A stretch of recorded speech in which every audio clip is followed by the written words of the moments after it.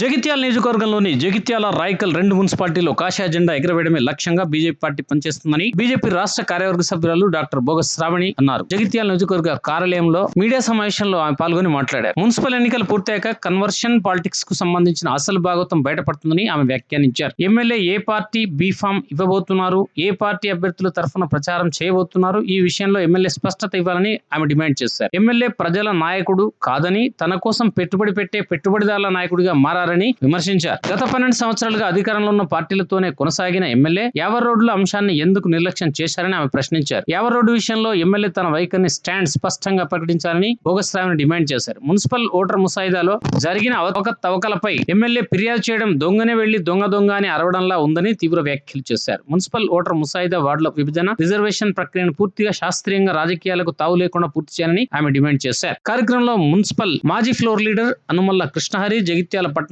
కార్యదర్శి ఆముదరాజు, సిరికొండ రాజన్న, ముద్దం రాము, మ్యాన మహేష్, పవన్ సింగ్, మేడిపల్లి పుష్పారెడ్డి, చందా రాధాకిషన్, దూరిశెట్టి మమత, గడ్డల లక్ష్మి, సింగం పద్మ, మామిడాల కవిత, కడార్ల లావణ్య, చెన్నాడి మధురిమ మరియు పట్టణ పదాధికారులు, ముఖ్య నాయకులు పాల్గొన్నారు. కన్వర్షన్ పాలిటిక్స్ నడుస్తున్నట్టున్నాయి. ప్రజలందరూ కూడా ఆ కన్వర్షన్ పాలిటిక్స్ ని చూస్తున్నట్టున్నారు. ఈ కన్వర్షన్ పాలిటిక్స్ ఏమో అర్థమైతలేదు. మరి ఎక్కడి నుంచి ఎక్కడికి వచ్చినాయి, ఎవరి నుంచి ఎవరికి వచ్చినాయి, అధికారం కోసం వచ్చిందా,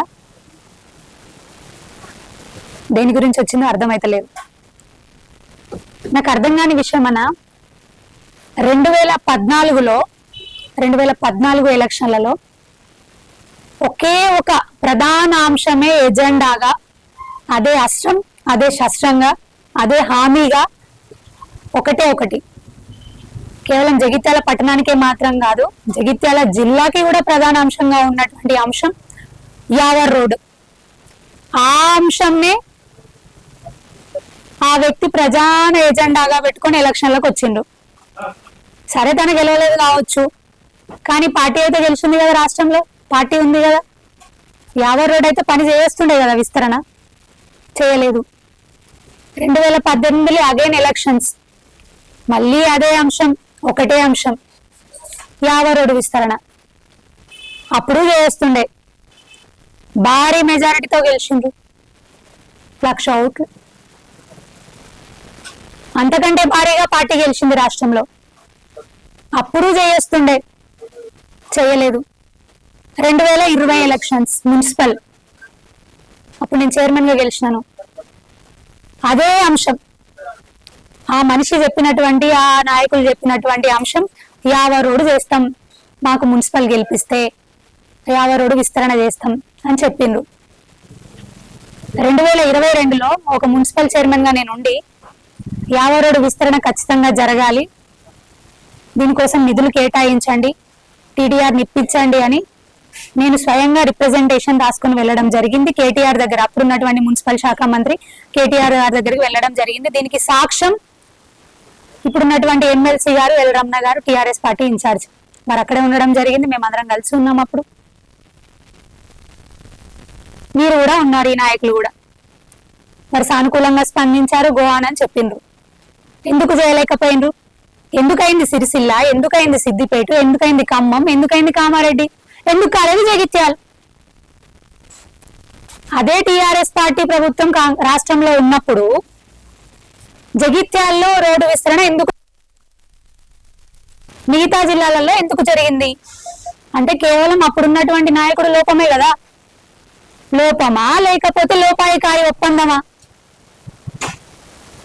సరే, మళ్ళీ 2024లో ఎలక్షన్లు వచ్చినాయి, అసెంబ్లీ ఎలక్షన్లు.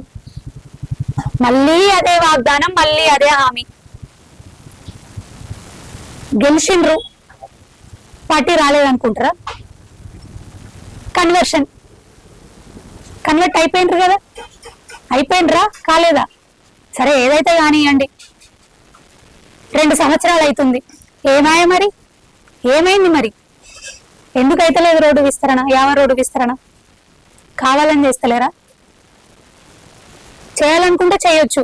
మళ్ళీ ఇప్పుడేదో మున్సిపల్ ఎలక్షన్లు వచ్చినాయని కావాలని నాటకాలు ఆడి యావర్ రోడ్డు విస్తరణ చేయండి అని అక్కడ రిప్రజెంటేషన్లు ఇవ్వడం, ఇక్కడ రిప్రజెంటేషన్లు ఇవ్వడం, సీఎం దగ్గరికి పోయి నిధులు కేటాయించండి అనడం, ఇప్పుడు మళ్ళీ డ్రామాలు. మన సర్పంచ్ వచ్చినాయి కదా, ఇప్పుడు మున్సిపల్ వస్తుంది కాబట్టి మళ్ళీ ఏం డ్రామా?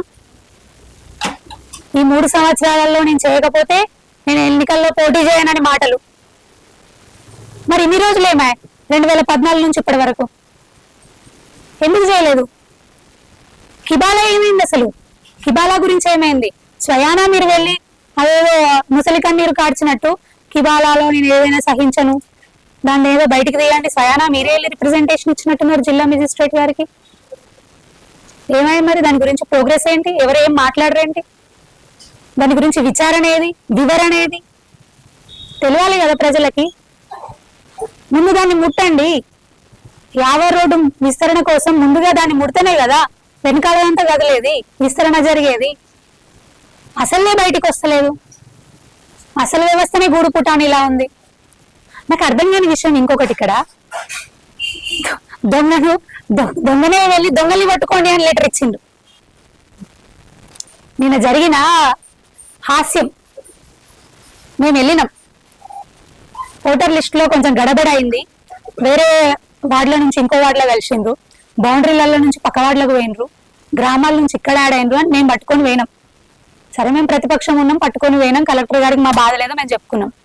కానీ నాకు అర్థం కాదు, దొంగలు పట్టుకొని రిప్రజెంటేషన్ ఇవ్వడం ఏంది? చేసిందే వాళ్ళే కావాలని మరి వాళ్ళు కూడా రిప్రజెంటేషన్ ఇస్తారా? అంటే దీనికి సాక్ష్యం ఏంది? ప్రజలకి కావాలని కాంగ్రెస్ ప్రభుత్వం చేస్తుంది, వాళ్ళ ఎమ్మెల్యేలు రిప్రజెంటేషన్లు ఇచ్చుకుంటున్నారు, ఓటర్ లిస్టులలో గడబిడలు ఉన్నాయని. ఇంకా మేమెట్లా నమ్ముతాం చక్కగా ఉన్నాయి ఓటర్ లిస్టులు అని? రేపు పొద్దున రిజర్వేషన్లు, మరి రిజర్వేషన్ల పరిస్థితి ఏంది? ఓటర్ లిస్టులో ఎట్లుంటాయి వార్డు వైజ్ రిజర్వేషన్లు? అందుకే మేము కలెక్టర్ గారిని కోరడం జరిగింది, దయచేసి శాస్త్రీయంగా రాజకీయాలకు ఎలాంటి తావు లేకుండా వార్డుల వారీగా రిజర్వేషన్లు కేటాయించాలని కోరడం జరిగింది. కానీ దొంగలు పట్టుకొని రిప్రజెంటేషన్లు ఇచ్చి దొంగ నాటకాలు ఆడిన తర్వాత ఇంకెక్కడ వస్తుంది? ఇక్కడ ఉన్నారు కదా నాయకులు, అలానే ఉన్నారు కదా, అదే పార్టీలో ఉన్నారు కదా, అదే పార్టీలో పోయినామని చెప్తున్నారు కదా, ఈ నాయకులు ఉన్నారు, మరి ఈ నాయకులు ఉన్నారు. మేము హెచ్చరిస్తున్నాం, ఖబర్దార్, జగిత్యాల జిల్లాను ముడితే మాత్రం మీకు పుట్టగతులు ఉండవు, జగిత్యాలు ఉండనియరు. ఇది మాత్రం హెచ్చరించి చెప్తా ఉన్నాం.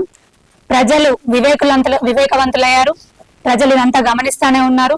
భారతీయ జనతా పార్టీ మాత్రం ఖచ్చితంగా జగిత్యాల నియోజకవర్గంలో ఉన్నటువంటి రాయికల్ మున్సిపాలిటీ కానివ్వండి, జగిత్యాల మున్సిపాలిటీ కానివ్వండి, ఖచ్చితంగా కైవసం చేసుకుంటాము. ఆ చేసుకునే దిశగా కూడా ఆల్రెడీ మేము ప్రయత్నాలు మొదలు పెట్టాము. ఎక్కడికక్కడ కూడా మా అభ్యర్థులు సిద్ధంగా ఉన్నారు. మా పార్టీ క్యాడర్, మోదీ గారి కషాయ సైనికులు ఎక్కడికక్కడ కూడా తిరుగుతానే ఉన్నారు. మేము చెప్పేది ఒకటే, మేము మాట్లాడేది ఒకటే, అభివృద్ధి నినాదం. ఆల్రెడీ చూస్తూనే ఉన్నారు, స్వయానా కాంగ్రెస్ పార్టీలో ఉన్నటువంటి ఆ సీఎం గారే మా కేంద్ర ప్రభుత్వం నుంచి నిధులు రావాలి, ఎలక్షన్లు పెడుతున్నాం. సర్పంచ్ ఎలక్షన్లు అందుకే పెడుతున్నా అన్నారు, మున్సిపల్ ఎలక్షన్లు అందుకే అవుతున్నాయి. నిన్న పొద్దున కూడా కొన్ని న్యూస్ పేపర్లలో డైరెక్ట్ మేము చూసినాము, ఎంపీటీసీ జెడ్పీటీసీలు కూడా పెట్టాలి, ఎందుకంటే 550 కోట్లు అక్కడి నుంచి రావాలంటే మేము పెట్టాల్సిందే అని వాళ్ళే ఒప్పుకున్నారు. అంటే గ్రామాలలోనైనా పట్టణాల్లోనైనా ఎక్కడైనా అభివృద్ధి, రోడ్లైనా మోర్లైనా ఏవైనా జరుగుతున్నాయంటే అవి కేంద్ర ప్రభుత్వం ద్వారా వస్తున్న నిధులే అని. ఇది ఉన్నది ఉన్నట్టుగా మేము చెప్పుకొని, ప్రతి ఇంటి గడపకు చెప్పుకొని మేమైనా మా అభ్యర్థులందరూ కూడా ఓట్లను అభ్యర్థిస్తాము. ఖచ్చితంగా మా అష్టాలు శస్త్రాలు అన్ని మేము చేసిన అభివృద్ధి, సంక్షేమం గౌరవనీయులు నరేంద్ర మోదీ వారు, గౌరవనీయులు ఇందూర్ పార్లమెంట్ సభ్యుడు ఎంపీ గారు, మీ అందరి సహకారంతో, మా సైనికులందరి సహకారంతో డెఫినెట్ గా 2 మున్సిపాలిటీల మీద కాషాయ జెండా ఎగరడమే లక్ష్యంగా ముందుకెళ్తామని మరొక్కసారి తెలియజేసుకుంటూ అందరికీ కూడా ధన్యవాదాలు తెలియజేస్తా ఉన్నాను. భారత్ మాతాకి.